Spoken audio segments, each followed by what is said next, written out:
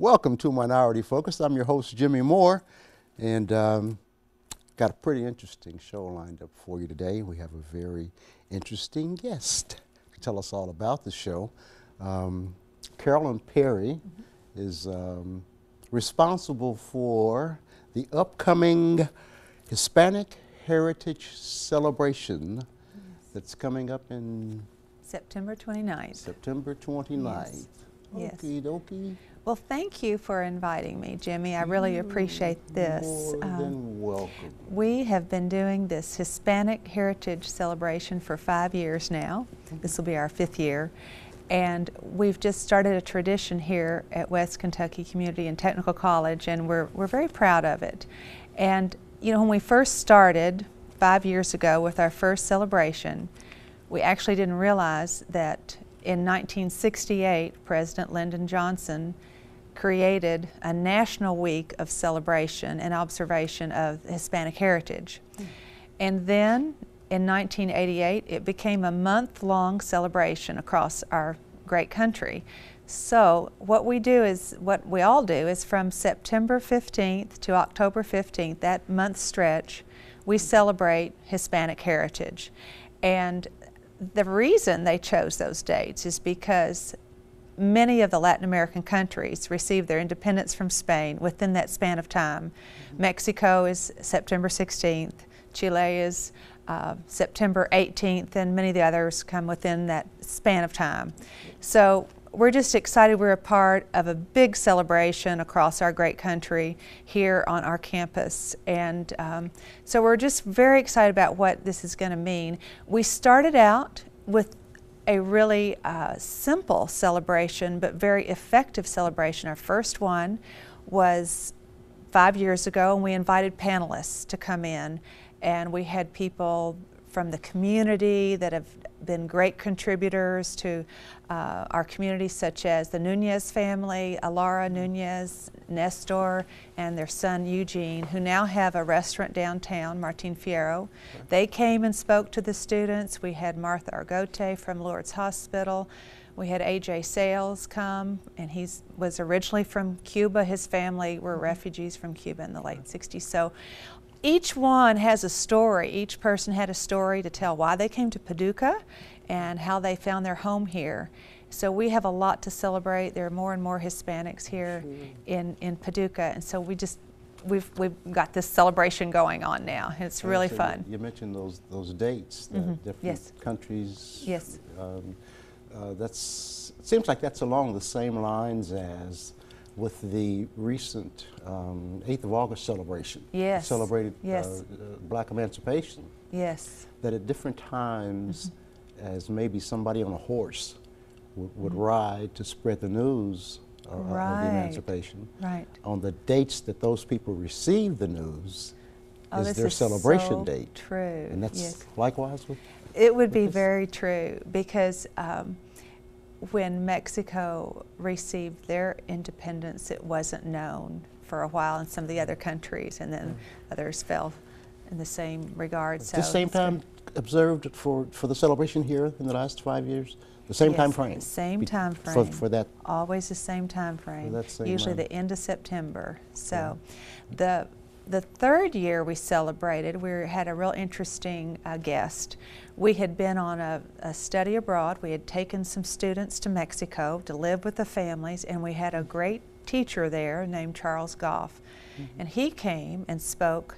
In fact, they have his show on with Barry Craig, I think it's still in the archives. But he came and talked about all the archaeology and all the interesting stories of Mexico. And then last year we had a group from Chicago that was performing at the Carson Center, and they were so great. They came out to our campus for the students, performed, and gave an educational type program telling about all the different types of music from all the different states of Mexico. So that was really fun, and so that was a great time. We also had a big lunch, which they've been showing some pictures of that big lunch. We had lunch, and then we had a big production of the sones, which is sounds of Mexico. So they're all different from the different regions of Mexico, and that was really fun. Some of the cities in the area for the 8th of August celebration, people from here who grew up or whatever here that have gone to live in all over the country come back for that. Really? That wouldn't be the case necessarily of Hispanic people who've come to Paducah, who've gone out and away from Paducah, who come back. Right. Is it primarily for those Hispanic people who are here, or Yes. does it get that big, like the 8th of August? It's pretty big. In the cities, for example, I was at a conference just last September in Lexington, and the whole downtown was a big party for the Hispanic people, and they had the bands. At the big universities, they're going to have something similar to what we have, you know, a speaker or a group or something going on. But in New York City and in Washington, D.C. and Los Angeles, they're going to have big street parties and have a big time. Right. Paducah hasn't quite caught on to that, but at least we're observing it at the campus. Well, see, I'm talking about the 8th of August, when in reality the celebration that's compatible, if you will, is Black History Month, where the entire month is dedicated to that kind of heritage thing. When you have those programs, when people are here at the school or here in the city or whatever, is there a lot of display of heritage? Not just in speaking about it, but displays of heritage. I'm so glad you asked that, because I don't know if we have pictures to share, but what we've tried to do, at least the first 3 years we did this, we had tables in Crounce Hall lined up across the lobby there, and I would ask each person that I could find from a certain country to bring artifacts from their country, whether it be clothing or pottery or textiles or anything that would be reminiscent of their country and typical of their culture and their types of art. Right. So we would have that on display, which kind of leads into what we're doing this year, really. This year, we won't do that from all the different countries because we have a real special program planned for the 29th. We have been asked to display an exhibit from Mexico, and it's called the Masks of Michoacan. And I'll back up a little bit and tell you how we got this first. Okay. What happened was the Ministry of Culture in Mexico identified this particular exhibit down in a little, and this is an example of some of the masks that we'll see, but they are from a little town in Mexico in the state of Michoacan, which is kind of southwest of Mexico City, called Pátzcuaro. And it's a very small town. But if you can imagine maybe Geyser Art Center having a really great exhibit that was so great that it needed to move around and go on a traveling exhibit. And that's what they had down there. They had a great exhibit of masks, the Masks of Michoacan. And so they went into agreement with the Kentucky Institute for International Study, which we call it here KIES, that's their nickname. But the KIES group and the Ministry of Culture in Mexico got together and said, we've got this great exhibit. Can we bring it to Kentucky? So we are one of 6 campuses across the state of Kentucky. University of Louisville will get the exhibit, Moorhead, Elizabethtown, and a few other community colleges. So, I mean, I feel we are very privileged to have this, and we'll have it for the whole month. It comes on, well, September 29th is our opening day, and then it's here for a full month. Where does this originate? What are these, did you say that already, where the mask originated from? From Pátzcuaro, but that's a good question too. How did it originate?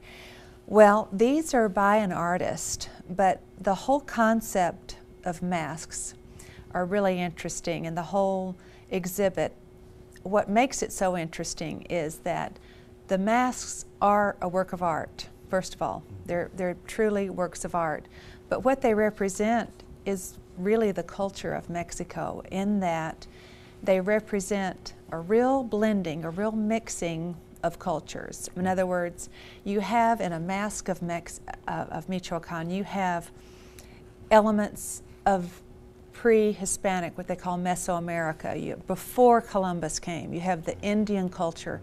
So you have the Indian culture that had a lot of rituals. They worshiped all different gods. They had different types of dances and rituals, again, that they would perform and use the masks. And then you have a blending of the Indian culture and the European culture, because when the Spaniards came, they identified the mask as a good art form and an interesting art form, and so they would use the masks in theatrical productions or some type of training for the Indians, because they came, one of the main reasons that they came was to teach their religion. So you've got a blending there of the Mesoamerican, the Indian culture, and the European wanting to teach the Indians or wanting to have a theatrical production. Or sometimes they might just use the mask to celebrate a religious event like Christmas or Easter or Advent, or to tell a story. So the masks cover a whole gamut of topics. You know, they can mean something theatrical, or they can mean something like just for fun, saying a real ugly one or a real pretty one, or something that could mean something good and bad. So it's a real interesting exhibit, and you can tell from all the different pictures, some of them are a little bit scary there. I was wondering whether you were going to, I was waiting for you to include good or bad. Yeah, there you go. Tell the story. Tell the story. We've got to tell a story here. That's it. No, yeah. no, Thank you. Not at all. No, but that's for sure. That's for because sure. I wonder sometimes some of those in some circles, something could be used to for evil. Cast a spell, make something bad happen to somebody or stuff. When that exhibit comes here, take a mask out and leave them outside the city limits. We don't want them in here. No, I'm just kidding. No, how funny that you say that, Of because course. it's so true. Because they say that, I mean, the legend is, or the story is, that those who put on that mask, have a little spiritual power. There's something magical that happens. So I'm not sure about some of those masks. I'm going to steer clear of them. They look pretty scary. Most of us know better. We know that nothing, I think the word is innate, right, can do you any That's true. any harm. That's true. And That's it's true. just the connotations of a thing. Exactly. And the way people perceive it and utilize it or use it or allow it to come into them is what matters. That's true. Beyond a doubt, all nationalities, races, what have you, of people who've come to America, who are part of America, contribute to America, have been part of building and maintaining and growing and changing America as it is. Don't know why I said all that, but no, it's so the final part of the thought was that people in Paducah who are of Hispanic origin, are they involved as much as you'd like? Yes, although that's one of the reasons I love the fact that you invited me to come and for this program to showcase the Hispanic heritage, because I'm not sure they know about it, to be honest. And you know, we just want to invite anyone to come, everyone to come, and we certainly would love for all the Hispanic community to take note of this.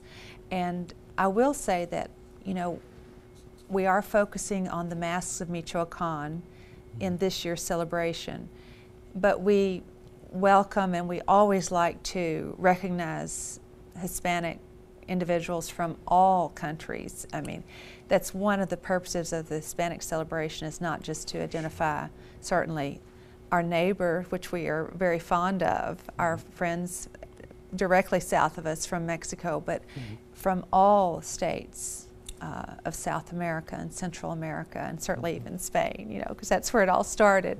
Sure. So we welcome everyone, and we hope that more Hispanics will find out about it and come and enjoy, because I know that they certainly appreciate their culture. They love the fact that we are able to showcase, you know, in that month in the fall, and allow them some time to be proud. There's been so many great contributions as from our community that we've spoken, just so many great contributions. I know in the black community, or black people as a whole, there are particular heroes. You Yes. may not be as familiar with the history. I don't know. Yes. But as you were talking, I was just curious who some of those heroes are that Hispanic people have. Maybe that's a question I'll ask of someone. Do you know that by chance? Well, you know, they run the gamut, really. When you look, for example, at today, you could go and watch television and see a very prominent newscast that is Hispanic. When you look at politics, you know, you'll see notable Hispanics. When you look at educators definitely are involved that are Hispanic. And there are many, many great names and lots of entertainers that have been so important to us. It'd be hard to even begin to name all of those. No doubt. But many of these people are vibrant contributors. Sure. And of course, in our community, I've already mentioned a couple of those people, and there are many more. Those are just a few that have been contributors to our community here in Paducah. Right. Well, just as you know, I mentioned earlier, you know, people of all races, nationalities, whatever, who've come here have gone into practically every aspect of productive American life that there is, just as black people have, and Chinese people have, and all the races. You get to do on the basis of what you can do, what you're capable of, what you accomplish. Of course, brother still got Barack Obama, you know. That's great. That's so but true. in time, I would like to think America will see all people of all, based on their capabilities and what they can do. This is a very, very important undertaking, and I hope that people will take notice of it, and if they can, participate in it. If someone wanted to be a part of it, if you had things you needed done that you didn't have enough people for, how would they contact you? I'm glad you asked that, because I want to tell a little bit about that. They can contact me at 534-3205 is my office number, and what we're going to do is we're going to start at 5 o'clock for the exhibit, and this is going to be an opening reception.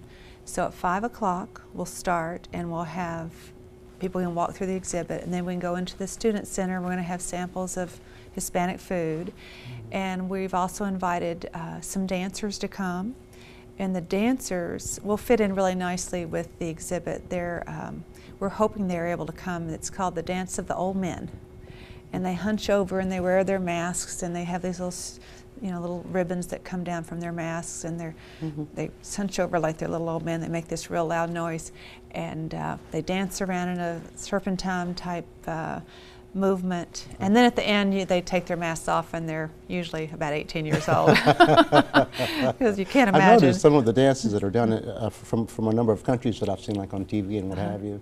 You know, it's not at all about just dancing. That most of the dances tell stories and send messages and all of that. So that should be pretty interesting. It'll be very fun. So we'll have the exhibit and the food. We even have a few little crafts for younger children. If the younger children want to come and make some masks, we're going to have a little area for that.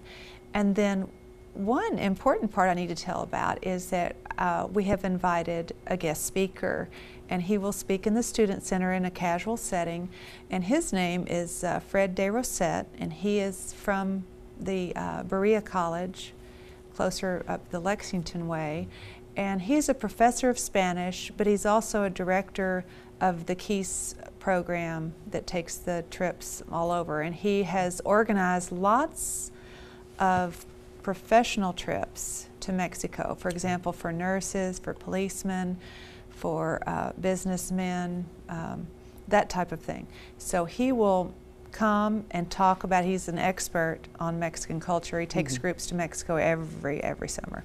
So he will give a talk about the masks, and I think everyone will find that particularly interesting, because he has a real deep breadth of knowledge on that subject. Right. Did you mention you teach Spanish? I do teach Spanish here. Yes, and you speak it, of course, fluently. I work at it, but I feel a good command of it. But I tell you what, I have students come into my class every year and say, "When am I going to be fluent?" But it takes a while. It really takes immersing yourself Yeah.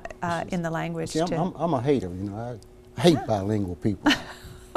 You hear about people talking 6 or 7 languages. I can't conceive being able to maintain all this and separate it instantaneously. Well, it takes practice. Well, I'm sure, Jimmie. but I don't think all the practice in the world helped me. Yeah. You know, No. I'm too old. And you mentioned earlier that's learning another language is something that's It's usually harder as adults. It's so easy when you're 5 and under to just immerse and little sponges take it in. But it's not impossible. It's not impossible. I have lots of, I mean, I teach adults. I teach the college age, and I often have community people in the class, and you know, they work really hard and they do really well. And it's all a matter of wanting to do it. For so sure. I welcome you anytime to come in. When we were talking earlier, I don't think there's any greater joy than for a person of another origin other than English-speaking America to be here and hear their language spoken. Right. I don't think that English should be predominant in Mexico or Germany, nor should any other language be predominant necessarily here, but English, because we're an English-speaking people. Exactly. But at the same time, how nice to hear your language spoken when you're in a country other than your own. I think I'm going to learn some Spanish stuff. I think you should. I think you should come to my class. Anyway. Yeah.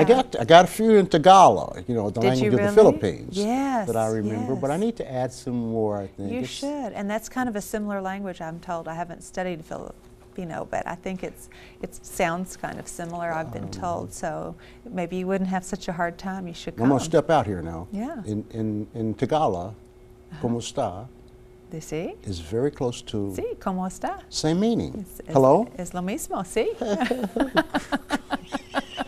See, we'll have a good time. You need to come. For sure. I think it'd be terribly interesting. And I admire the young people, older people, whatever, that are trying to learn another language. That's a well, pretty and you know what I like to stress is you come to learn the language, yes, and there's a lot of skill involved in that, but you also come to learn the culture. And that's why I love having these events, and I always spend time in my class talking about the other culture. And just today in class, we talked about the UNAM, which is the big university in Mexico City. And the students really enjoy hearing about something similar to what they're experiencing, but it's in a different country. And the neat thing about that, at least in their perspective, of course, is that it's practically free to go to the university in Mexico. But anyway, there are differences. They learn about what it's like to be in a university there. They learn about different foods and different music. And this event is, that's the reason I do it as well. I do it to, of course, observe and be a part of our community in Hispanic, but also for the students to see firsthand, you know, part of our culture that's so important for our language learning. I joined the military some years ago, and there were a couple of people with me as we were going through the process that were whose specialty was going to be linguistics. Oh, really? And you read about people who are interpreters. Recently, a story in the newspaper about a man who was a Spanish interpreter for a car dealership. For those Hispanic people that came in that didn't have that was just in the Sunday paper, wasn't it? Yeah. Yes, I just read that. So I don't know about that car salesman, but in the arena of the political arena particularly, there's a lot of money involved if you can speak another language. So don't think this is like, who cares, who needs it? You can do things. Right, that's what I tell my students. I say, by the time you finish the class, just the first semester, you know, I hope that you would have a conversational, hello, how are you? Have a simple conversation with someone and be able to be confident of how to say statements of courtesy and introducing someone and nice to meet you and where I'm from, just, you know, kind of your basics in a general conversation. And they should be able to put that on their resume. You know, that if they're a teacher or they're going in to be a doctor or a nurse or a lawyer or a businessman or whatever they're going to go do, just that will give them a little edge, you know, And so don't forget, you know, check it out if you get a chance. You know, yeah. take a look at everything that you can. Learn something about something else. Right. Of course, you are the most important thing there is. Right. But it's always nice to know something about someone else, and I hope that a lot of people will take notice and I hope they do participate. too. I hope they do too. We've sent out emails to all the area schools and also to the community. We usually have pretty good participation from the community, Right. whether it doesn't necessarily have to be Hispanic or whatever. It's just we have pretty good participation from people that are just interested, you know. Need to make note that there's a number of shows coming up that we hope to be about. There's a young man out there who recently found that he was not an only child, but instead one of a whole bunch of people. Thought he was by himself in the world. I haven't forgotten about that, Rolando. I'll get back with you shortly, amongst a number of other things. Carolyn said that before she came on the show, was super nervous and had no idea what to say. But I think now I can hand over the authority back to you. You're an old pro, and I know you've been here before. No. Thank you very much for coming. Thank you for having us, and I hope everyone will take advantage. It's a great opportunity. It's from Mexico, from Michoacan, and we don't get these opportunities every day. For sure. Please say goodbye in Spanish. Adios. I already knew Hasta la vista. For Minority Focus, I'm Jimmie Moore. Adios. Thank you. Adios.